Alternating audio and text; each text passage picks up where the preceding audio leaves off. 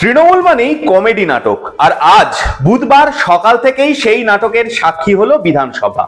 আর সেই কমেডি যে কখন ইগোর লড়াই হয়ে যাবে সেটা কিন্তু ধরা মুশকিল। আর দেখুন না, সেই ইগোর লড়াইতে সাফার করতে হচ্ছে সাধারণ মানুষকে, বঞ্চিত হচ্ছে পরিষেবা থেকে। কি বিষয় সব বলছি এই গুরুত্বপূর্ণ প্রতিবেদন শেষ অবধি দেখুন। আমি দীপেন্দু, দ্য নিউজ বাংলায় আপনাদের স্বাগত জানাই। রাজ্যপাল বনাম রাজ্য, এই যুদ্ধ কদিন ধরেই চলছিল। এবার সায়ন্তিকা বন্দ্যোপাধ্যায় এবং রেয়াত হোসেন সরকারের শপথ গ্রহণকে ঘিরে আরো জট পাকল। রাজভবন অবস্থান বদল না করায় বুধবার দুপুরে বিধানসভায় ধর্নায় বসলেন বরানগর এবং ভগবানগোলা বিধানসভার উপনির্বাচনে জয়ী দুই তৃণমূল প্রার্থী। তাদের সঙ্গে ধর্নায় যোগ দিয়েছেন পরিষদীয় মন্ত্রী শোভনদেব চট্টোপাধ্যায়।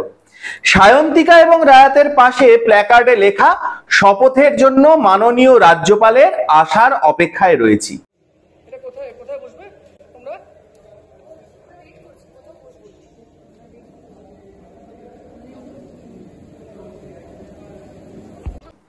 কিন্তু কি থেকে হলো এত কিছু? ঘটনার সূত্রপাত দিন কয়েক আগে। তৃণমূল অভিযোগ করে যে রাজভবনের সবুজ সংকেত না পাওয়ায় ভোটে জিতেও শপথ নিতে পারছেন না বরানগর বিধানসভার উপনির্বাচনে জয়ী তৃণমূল প্রার্থী সায়ন্তিকা এবং ভগবানগোলা বিধানসভা কেন্দ্রের উপনির্বাচনে জয়ী তৃণমূলের রায়াত। বিষয়টা নিয়ে বিতর্ক শুরু হতেই রাজভবনের তরফে ব্যক্তিগতভাবে চিঠি পাঠিয়ে শপথ নিতে আসতে বলা হয় সায়ন্তিকা এবং রায়াতকে। যদিও বিধানসভার স্পিকারকে এই বিষয়ে কিছুই জানায়নি রাজভবন। পরে বিধানসভার সচিবালয়ের কাছ থেকে বিধায়ক সংক্রান্ত কিছু তথ্য চেয়ে পাঠায় রাজভবন। এতেই প্রচন্ড রেগে যান বিধানসভার স্পিকার বিমানবাবু। তিনি 20 জুন একটা চিঠি দিয়ে রাজ্যপালকে সাংবিধানিক নিয়ম স্মরণ করিয়ে দেন। ভাবুন। অন্যদিকে সায়ন্তিকারাও চিঠি দিয়ে রাজ্যপালকে জানিয়ে দেন যে তারা রাজভবনে নয়, বিধানসভায় স্পিকারের কাছেই বিধায়ক হওয়ার শপথ নিতে চান। সোমবার পর্যন্ত বিষয়টা কিন্তু এখানেই থমকে ছিল। আচমকাই গতকাল মানে মঙ্গলবার সকালে পরিস্থিতি নতুন মোড় নেয়। রাজভবনের তরফে এক্স হ্যান্ডেলে একটা বিস্তারিত জবাবি পোস্ট করা হয়। তাতে বিধানসভার স্পিকারের কড়া সমালোচনা করে রাজ্যপাল জানান, নবনির্বাচিত প্রার্থীদের শপথ নেওয়ার বিষয়ে যে চিঠি স্পিকার দিয়েছেন তাতে রাজ্যপাল এবং রাজভবনের সাংবিধানিক মর্যাদাকে অবজ্ঞা করা হয়েছে। কারণ সংবিধানেই বলা আছে বিধায়কদের শপথ গ্রহণের বিষয়ে শেষ কথা বলবেন রাজ্যপাল। এটা তো খুবই স্বাভাবিক বিষয় যে কোনো রাজ্যের ক্ষেত্রে। এদিকে বিধানসভায় যখন সায়ন্তিকারা ধর্নায় তখন রাজভবন সূত্রে খবর, রাজ্যপাল সিভি আনন্দ বোস 3:30 নাগাদ রওনা হয়েছেন দিল্লির উদ্দেশ্যে। মঙ্গলবারই রাজভবন জানিয়েছিল বুধবারে সায়ন্তিকাদের শপথের জন্য সমস্ত রকম ব্যবস্থা থাকবে, তারা রাজভবনে গিয়ে শপথ নিতে পারবেন। কিন্তু তৃণমূলের দুই জয়ী প্রার্থী জানিয়ে দেন তারা বিধানসভাতেই শপথ নেবেন, কোনোভাবেই রাজভবন যাবেন না। রাজভবন থেকেও জানিয়ে দেওয়া হয় সেখানে শপথ গ্রহণের সম্পূর্ণ ব্যবস্থা থাকবে, কিন্তু রাজ্যপাল বোস অপেক্ষা করবেন 3:30 পর্যন্ত। সেই মতোই 3:30 পরে রাজভবন থেকে দিল্লির উদ্দেশ্যে বেরিয়ে পড়েন রাজ্যপাল। অন্যদিকে সায়ন্তিকা বলেন যে আমি নিজেই বুঝতে পারছি না আমাদের ভবিষ্যৎ কি। কপালের দোষ, মানুষ ভোট দিয়েছেন, তারা তো দোষ করেননি, তাই কপাল খারাপ কার বুঝতে পারছি না। আমরা কি করব, আমরা কি ভুল করেছি বুঝতে পারছি না। আরে বাবা, রাজ্যপাল বলেছেন সেখানে চলে গেলেই তো সব ঝামেলা মিটে যায়। রেয়াত হোসেন সরকারও কিন্তু চুপ নেই, শুনেই নিন তিনি কি বললেন।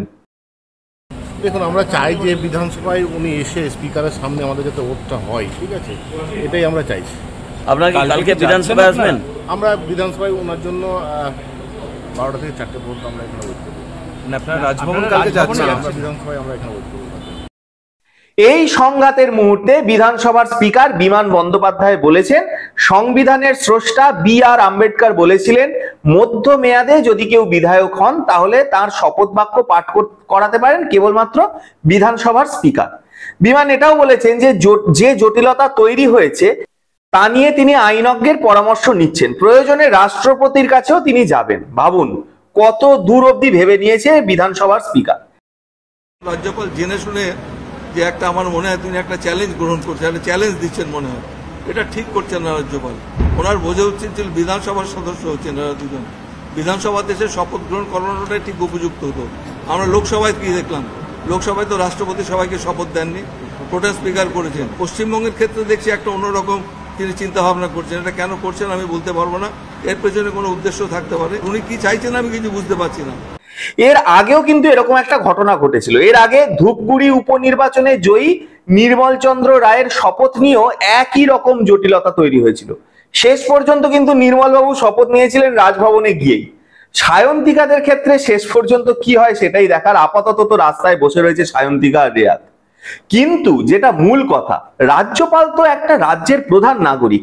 তিনি যদি বলেন যে রাজভবনে গিয়ে শপথ নিতে, তাহলে আপত্তিটা কোথায়? বেকার বেকার একের পর এক দিন তো নষ্ট হচ্ছে, যদিও এদের কাছে নষ্ট হওয়া বা না হওয়া একই ব্যাপার, কারণ শপথ নেওয়া হয়ে গেলেও কাজ যে কিছুই করবে না সেটা তো রাজ্যের সবাই জানে।